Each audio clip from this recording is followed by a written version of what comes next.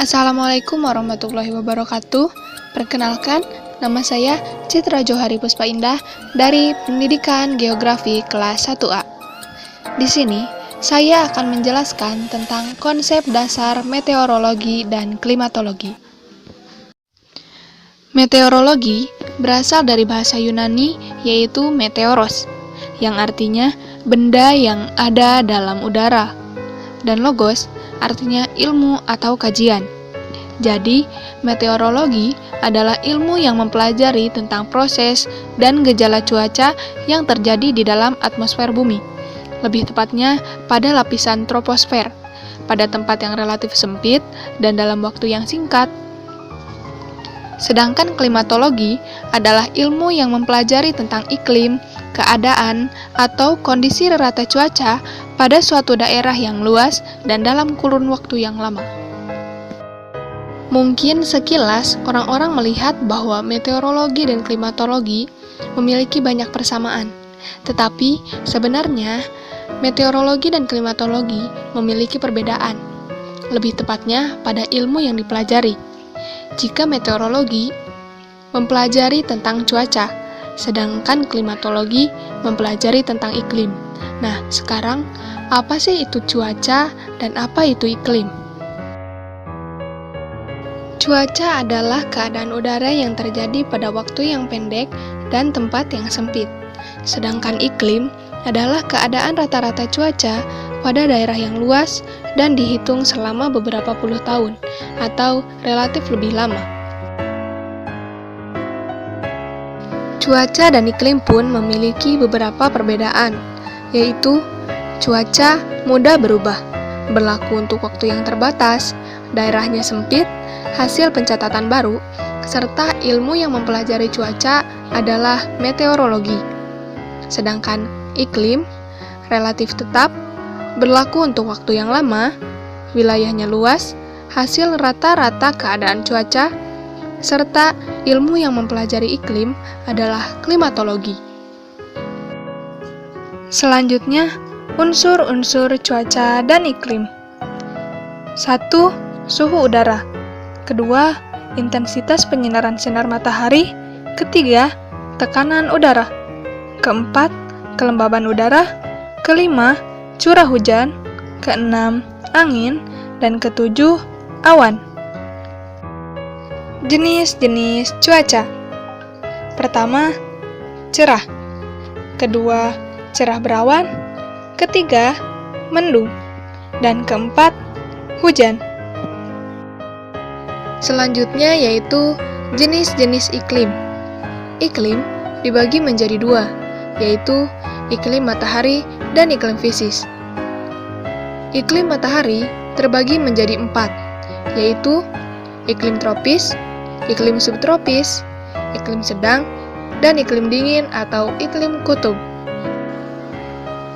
Pertama, iklim tropis. Iklim tropis terletak antara 0 derajat sampai 23,5 derajat LU atau LS, dan hampir 40% dari permukaan bumi. Ciri-ciri iklim tropis adalah suhu udara rata-rata tinggi karena matahari yang selalu menyinari. Umumnya, suhu udara antara 20 sampai 23 derajat Celcius. Bahkan di beberapa tempat, rata-rata suhu tahunannya mencapai 30 derajat Celcius. Tekanan udaranya rendah dan perubahannya secara perlahan serta beraturan. Hujan banyak dan lebih banyak dari daerah-daerah lain di dunia. 2. Iklim subtropis. Iklim subtropis terletak antara 23,5 derajat sampai 40 derajat LU atau LS. Daerah ini merupakan peralihan antara iklim tropis dan iklim sedang.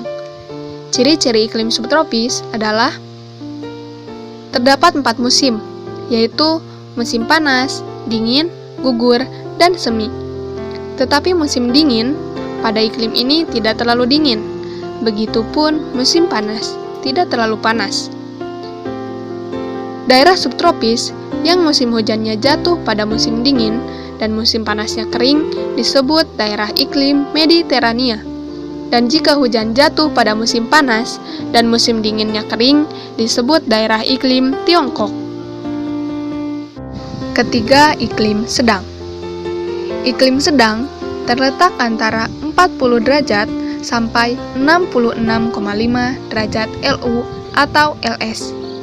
Ciri-ciri iklim sedang adalah banyak terdapat gerakan-gerakan udara siklonal, tekanan udara yang sering berubah-ubah, arah angin yang bertiup berubah-ubah tidak menentu, dan sering terjadi badai secara tiba-tiba. Keempat, iklim dingin.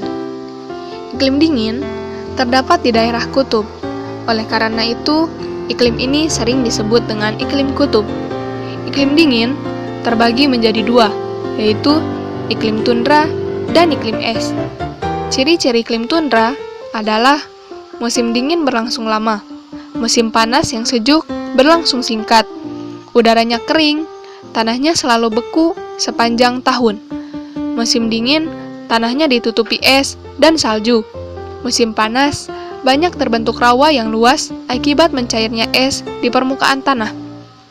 Vegetasinya jenis lumut-lumutan dan semak-semak. Wilayahnya meliputi Amerika Utara, pulau-pulau di utara Kanada, pantai selatan Greenland, dan pantai-pantai utara Siberia. Sedangkan ciri-ciri iklim es atau iklim kutub adalah suhu terus-menerus rendah sekali, sehingga terdapat salju abadi. Wilayahnya meliputi kutub utara, yaitu Greenland, dan Antartika di kutub selatan. Setelah tadi kita membahas tentang iklim matahari, sekarang mari kita lanjutkan dengan iklim fisis secara singkat. Iklim fisis dibagi menjadi 5, yaitu iklim laut atau maritim, iklim darat atau kontinen, iklim gunung, iklim dataran tinggi, dan iklim musim atau muson. Nah, sekarang kita sudah sampai pada materi yang terakhir, yaitu fungsi dari cuaca dan iklim. Pertama yaitu untuk pertanian. Di Indonesia, yang sebagian besar penduduknya masyarakat agraris yang bergerak di sektor pertanian, sifat-sifat iklim seperti suhu, curah hujan, dan musim sangat berpengaruh terhadap kehidupannya. Faktor-faktor seperti cuaca dan iklim benar-benar dipertimbangkan dalam mengembangkan pertanian.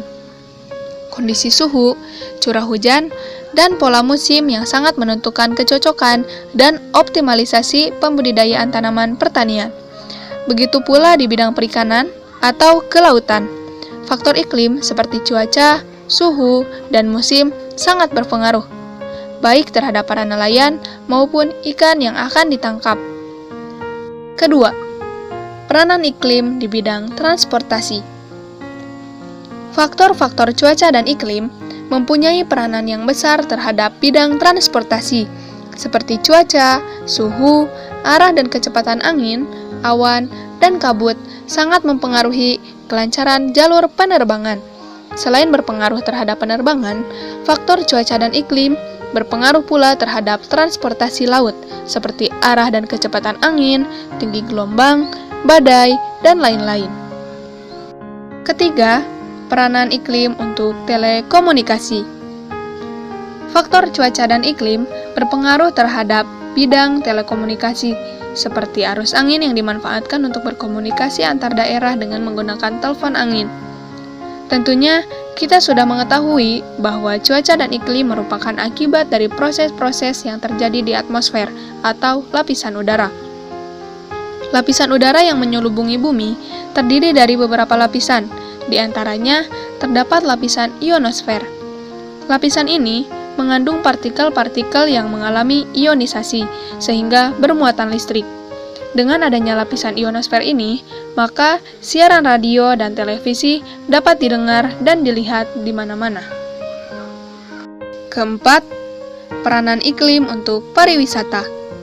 Faktor cuaca dan iklim berpengaruh pula terhadap bidang pariwisata, seperti cuaca cerah, banyak cahaya matahari, keadaan angin, udara sejuk, kering, panas, dan sebagainya sangat mempengaruhi terhadap pelaksanaan wisata, baik wisata darat maupun wisata laut.